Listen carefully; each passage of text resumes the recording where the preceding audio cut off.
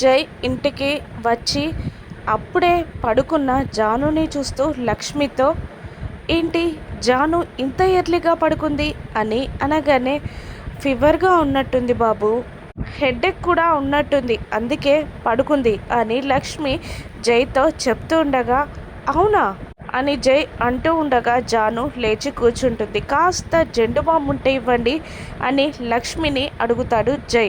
లక్ష్మి తెచ్చి జెండు బామ్ ఇవ్వగానే తన కోట్ పక్కన పడేసి జానుకి హెడేక్ పోయేలా మర్దన చేయడానికి జెండు బామ్ చేతుల్లోకి తీసుకొని, జాను నువ్వొక్క 10 మినిట్స్ అలా పడుకో, నీ హెడేక్ అంతా మటుమాయమయ్యేలా పోయేలా చేస్తా అని అంటూ ఉంటాడు జై.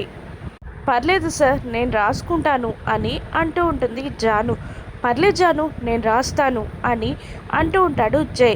రేపు మళ్ళీ వస్తుందేమో అని భయంగా ఉంది సార్ అని దిగులుగా చెప్తూ ఉంటుంది జాను. ఏంటి జాను ఏమైంది, ఎందుకలా ఉన్నావు, ఏమైంది అని కాస్త కోపంగా అడుగుతాడు జై.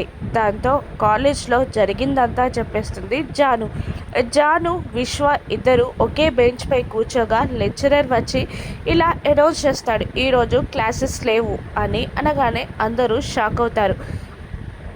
విశ్వ పైకి లేచి నిల్చోగా, నువ్వు ఈ క్లాస్ రూమ్లో ఉంటే నేను ఎప్పటికీ క్లాసెస్ చెప్పను అని లెక్చరర్ అనౌన్స్ చేయగానే జాను పైకి లేచి, ఏదైనా తప్పు చేస్తే నాకు పనిష్మెంట్ ఇవ్వండి సార్ అని జాను అడగగానే, అయితే విశ్వ ఈ క్లాస్లో కూర్చోవాలి అంటే నువ్వు రోజంతా ఆ మండు టెండలో చెప్పులు లేకుండా నిలబడాలి అని పనిష్మెంట్ ఇస్తాడు జానుకి ఆ లెక్చరర్. దాంతో అలాగే ఎండలో నిలబడుతుంది. ఓకే సార్ అని చెప్పి ఎండలోకి వెళ్ళి నిలబడుతుంది జాను. కాళ్ళ నొప్పులు, ఎండ తీవ్రత వల్ల ఫీవర్ వచ్చేస్తుంది.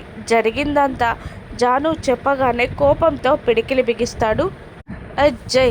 ఇక డైరెక్ట్గా ఆ లెక్చరర్ ఇంటికి పెట్రోల్ క్యాన్తో సహా వెళ్ళిపోతాడు జై. కాలయముడులా వస్తున్న జైని చూసి భయంతో వణికిపోతాడు లెక్చరర్. లెక్చరర్ని జై చంపేస్తాడా, ఏం జరుగుతుందో రానున్న ఎపిసోడ్స్లో చూద్దాం. Thank you for watching.